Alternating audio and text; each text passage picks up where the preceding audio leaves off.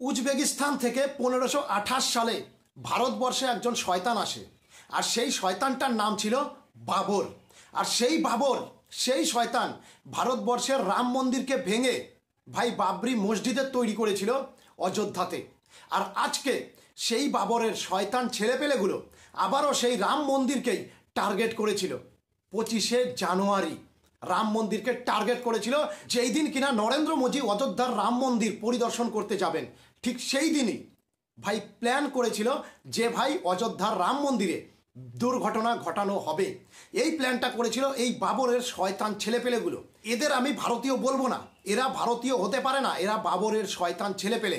এরা পাকিস্তানের মানুষ, এরা বাংলাদেশের মানুষ, এরা তুর্কির মানুষ, কিন্তু এরা ভারতবর্ষের মানুষ কোনোভাবেই হতে পারে না।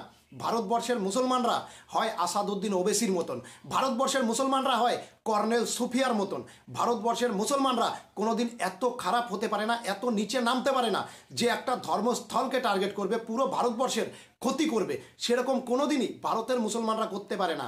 এরা ভারতের মুসলমানই না, এরা ভারতের খেয়েছে, ভারতের থেকেছে, আর দালালি করেছে পাকিস্তানের, দালালি করেছে বাংলাদেশের, দালালি করেছে তুর্কির, ভারতবর্ষের না। ভারতবর্ষের মুসলমান এরা কখনোই হতে পারে না। একবার ভেবে দেখো ভাই, একবার ভেবে দেখো, যদি ভারতের সেনাবাহিনী সার্চ অপারেশন না চালাতো তাহলে কি অবস্থা হতো? এই ডাক্তারগুলো ভারতবর্ষের কি অবস্থা করতো? এরা ডাক্তার নয়, এরা ডাক্তাররূপী শয়তান। এরা মানুষের প্রাণ বাঁচায় না, এরা মানুষের প্রাণ কেড়ে নেয়। আর তার প্রমাণ হলো দিল্লির লাল কিলা। দিল্লির লাল কিলা তার জল জ্যান্ত প্রমাণ। একজন ডাক্তার, তাকে মানুষ ভগবান মনে করে, ডাক্তার ভগবানের আর এক রূপ, আর সেই ডাক্তার মানুষের প্রাণ কেড়ে নিচ্ছে। তাহলে এরা কতটা খারাপ মানুষ একবার সেটা ভাবো। ভারতবর্ষে থেকেছে, ভারতবর্ষের খেয়েছে, কাজ করেছে আইএসআই এর জন্য। আইএসআই এদের ড্রোন দিয়ে পরিচালনা করতো, ড্রোন দিয়ে অস্ত্র পাঠাতো এদের কাছে, যে ভাই তোরা ভারতবর্ষকে টুকরো টুকরো করে দে, ধর্মের নামে পুরো ভারতবর্ষকে লড়িয়ে দে, পুরো ভারতবর্ষকে টুকরো টুকরো করে শেষ করে দে।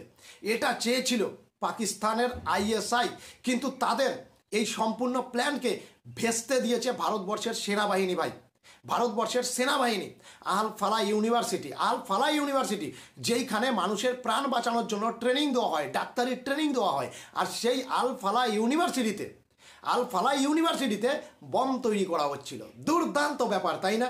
দুর্দান্ত ব্যাপার। একটা ইউনিভার্সিটির ভেতরে, একটা ইউনিভার্সিটির ভেতরে ভাই জঙ্গি ট্রেনিং দেওয়া হচ্ছে, বম বানানো হচ্ছে, কিন্তু কেউ কিচ্ছু জানতে পারছে না।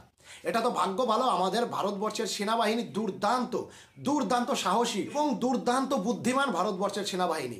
আর সেই কারণে এইসব ডাক্তারদের চিহ্নিত করেছে, আল ফালা ইউনিভার্সিটিকে চিহ্নিত করেছে, এবং সেই ইউনিভার্সিটিটাকে সম্পূর্ণ বন্ধ করে দেবে আবার ভারত সরকার। কিচ্ছু করার নেই, সম্পূর্ণ বন্ধ করে দেবে।